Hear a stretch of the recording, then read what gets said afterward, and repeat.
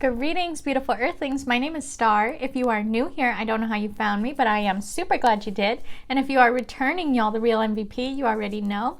So you guys already know I am so excited to finally get to the Star card. The Star is my card. I always love the Star card. I'm not going to talk about the 1,000,001 synchronicities I have with this card. I don't just love this card because my name is Star. I have a million reasons why I resonate with this card. Maybe I'll make a video on that one day.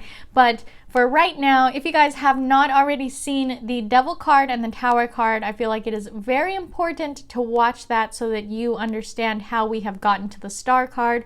So I know I haven't been talking about it much, about the Fool's journey through the major arcana, because all of the cards up until this point have kind of been setting the scene, setting the foundation for how we get here. So you can kind of imagine it as building the tower so far, and now we have gotten to the point of the tower falling, the tower being struck down by the universe, and now we got to the Star card. So if you guys didn't see my tower video, the way I equated it is that the major arcana is supposed to mirror you in your life. So the Fool card is you in your youth, in your innocence, getting excited about taking this journey, about being able to do things, right?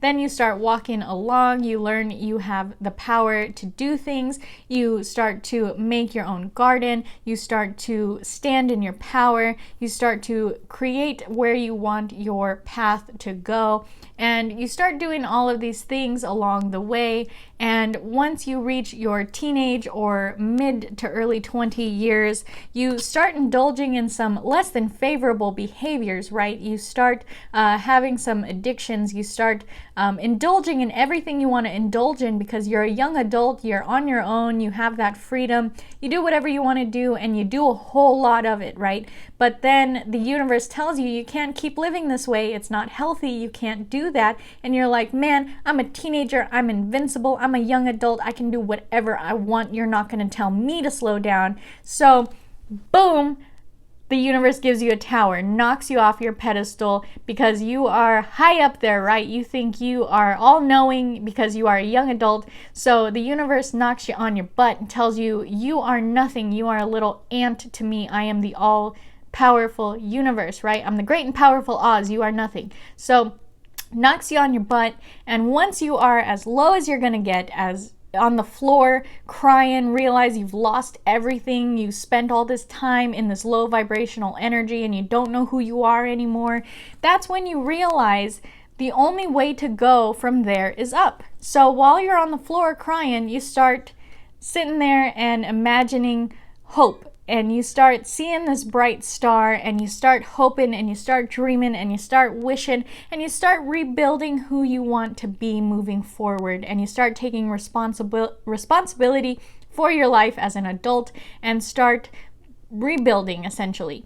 So that's why I think it is so important for you guys to watch those cards, because there's a lot in that Devil and that Tower card video. They were very good videos because I am super excited. I know a lot of people think the Tower card is a big omen, and I explain in that video why it is not, why the Tower is a beautiful, fantastic card. It's a great thing. So if you guys have not watched those videos, please go do so, because it's very important to the narration now moving forward in the major arcana. So the Star card is number 17, which means we are on video 19, I believe. So we're trudging along, you guys. I'm very proud of you guys for sticking in there with this series. You guys already figured I would have a lot to say about this card. So let's go ahead and take a look at what the Star card says in this book. So if you guys are new here, this is the first video you are joining us in this series. The link to the book and the deck that I use are in the description for you guys always.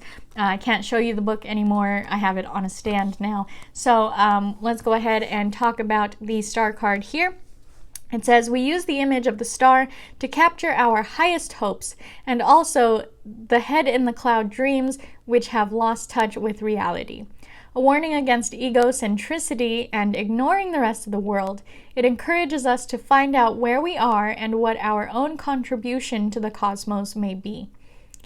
It also says at the bottom, a star is born and stars don't actually fall from the skies. So this is super cute. I love this one. I wish I could read the entire everything, but for continuity's sake, I'm going to keep going with how we have been trending. So you guys already remember there are no keywords in this book. I'm getting all of my keywords from Labyrinthos. So the keywords for the star upright are hope, faith, and rejuvenation. And for the star card reversed, we've got insecurity, discouragement, and faithlessness. So remember the upside down version of these cards. The reversed version is always this character thrown off balance, a little off their game, right? So if you get the star card in a spiritual reading, it means recognizing and accepting one's own place in the cosmos. If you get this as the card for the day, it means open up, make your contribution.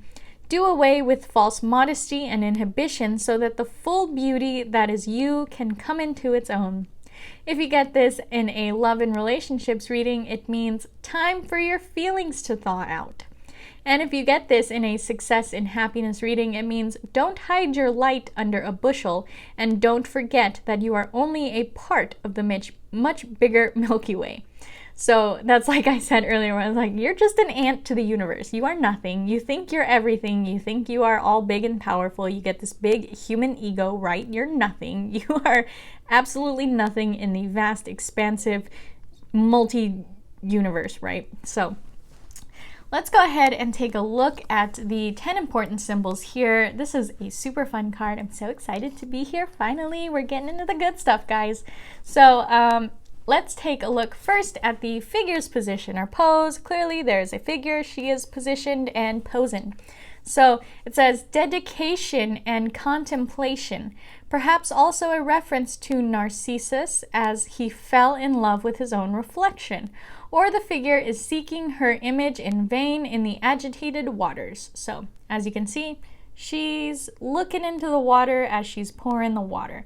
So I know I haven't been telling you guys the zodiac symbols associated with each of these cards. This is the Aquarius card. I don't go through that because at the very end there is a whole section of the book that talks about what zodiac sign is with each card. So I will talk about that in a different video, but just for how much I love this card, I want to talk about everything in this card. This is the Aquarius card, and my daughter is an Aquarius, so that's one of our many, many, many synchronicities that we've got in this card here. So also this one next is talking about the jugs. I'm sorry for your ears if I laughed really loud in the microphone. I am a child. We have seen this time and time again. I am ill-equipped to be your teacher. I'm sorry. So the tools for pouring is what we're talking about here. Things she's holding in her hands, the little pots here, she is pouring water out of. So it says spiritual capacity, the embodiment of our feelings. Also, ancient writings describe man himself as a vessel fashioned by God, a component of the water cycle of life.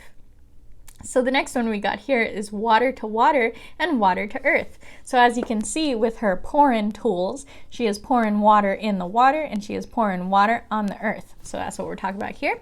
So it says here the cosmic cycle is symbolized. Also, a place for everything and everything in its place. Some of the energy is used to make the earth fruitful and some flows straight back. So that's why she's pouring stuff on the water. She's trying to water the plants, make the earth fruitful, get that dirt to absorb some of the water that is just sitting here in the pool that it can't quite reach, even though it still would absorb it from underneath. So she just want to be watering everything, guys. Leave her alone. The next one we got here is the 5 streams. What is that pointing to? That's so, oh, okay, I see. So this is pointing to this right here. Can y'all see that? 1, 2, 3, 4, 5 streams. See, one goes to the water. These ones all branch out over here. So that's talking about the earth is made fruitful through the water of life. Man as a part of creation and as its active partner. The 5 streams also stand for the quintessence of each person. Again, in multiple cards, we have seen this being brought up of the quintessence. I am not surprised they put it in this card as well. Next one we got here is nudity, and you guys know she is naked. She's naked. Naked. How does Brandon Ferris say it? Naked. Oh no, not Brandon Ferris. Repzilla. He says naked. He says it so cute and I can't say it. So she is nude. So the negative connotation is it is a warning against shamelessness and crudeness. The positive connotation is personal veracity, a fairy tale beauty. In European fairy tales, beauty is generally an allegory for living, genuine verity. I wish I had editing so I could put a clip of Repzilla saying naked. It's the cutest thing. Okay, so the next thing is the 8-pointed star. So you guys have seen this on my little logo that I make. I did put 8-pointed stars in there. So that is because of the star card. There are 8-pointed stars in there. And that is because 8 is a very, it's like a really, man, I totally just heard this last night. It has something to do with the universe and like manifesting, and it's like a really good number. I know 8s bring prosperity. I know that. Then you got like the 0 and the 0 together, they make the infinity symbol. So there's a whole lot going on with the number 8. So if you guys know your numerology, you know stuff about the number 8, feel free to put that in the comments, because I know I had a thing about the number 8 and I lost it with all of this excitement for the star card. So the 8 points of the star are reminiscent of diamonds. The diamond is an ancient symbol for the pure, true, clear, and purged core of the soul. The indestructible and inalienable essence that resides in every person. That is so amazing that that's what that said when I was sitting here talking about you just got rid of all that devil energy when the tower hit and now you are in the star energy. So I love that. The next one we got here is the foot in the water. I don't know how she got her foot on top of the water like that, but she sure do. So it says negative connotation, no access to feelings. No one dares not to enter the water as if the soul were frozen, unable to take the plunge. Positive connotation is the water supports the soul and faith, provide a basis and a standpoint. So remember, you guys, in the tarot, cups represent emotion. So water, emotions, all of that fun stuff, if that makes sense. When you got water in your cup, you got a full cup, you are like, you filled your cup. I'm gonna stop because I'm gonna say cup a million times again. I keep doing that. So the next one is the tree on the hill, which is this thing over here. And as you can tell, there's a little birdie sitting in the tree right there. Boop, boop, boop, boop, boop. Little tree. Happy little tree. So, like the mountain with the peak in the background, the tree with its roots and crown stands for the connection between heaven and earth, for the gradual union of the microcosm and the macrocosm. The next one, it says large bird, and in the modern witch, yes, it's giant. It's like a stork. But in the Rider Waite, it's a teeny tiny little birdie sitting on the tree. I mean, I guess in relation to the tree, it's a pretty big bird, but in perspective, it's a small bird. So the long beak is indicative of an ibis. The ancient Egyptians worshipped the god Thoth, Greek Hermes, and represented him with the head of an ibis. An ibis guided Noah after the end of the Great Flood. So if you guys know your Egyptian mythology, Thoth or Thoth is the god of like writing. He takes account of everything on the soul's way to the underworld, but he's kind of like the god of knowledge, because he's writing everything. He has to know everything to write everything. He gets to see everything, to take account of everything. So we also know that with his scrolls. There's a whole thing about his scrolls. I can't remember if they're emerald or golden. Man, I should know this, but at the moment, I don't. So the last one we got here is the light blue sky, and you guys already know we have some discrepancies with colors in the radiance. So in the normal imagery, in the original Rider Waite, in the Centennial, this is a light blue sky. It is the same color as the water. However, in the radiant, we have made this a dark blue sky with little bits of light blue in there. So for all intents and purposes, we are going to talk about this as if it is a light blue sky. So the heavens equals the divine realm and the realm of the will. Light blue equals open sky and clear water. Positive connotation is lightheartedness and nonchalance, purpose of will and lucid mind. Negative connotation is confusion. So this is a super beautiful, fantastic card, and I'm so happy that I got to do this with you guys today. Y'all already know I had to take a little break there for a hot minute, so I was very excited when I looked into what the next couple of cards were and I saw that we were doing the star. So I had to push through and get to the star because y'all already know. So I hope you guys were able to retain some of that. Sorry I got super chatty in this one. I know this is my favorite card, so I'm always gonna get really chatty about this one. So yeah, hope, wish fulfillment. Out of everything you guys heard, hope and wish fulfillment, that's all you need to know about the star, okay? It's looking up, looking to a bright future, looking to a wish that's coming to you.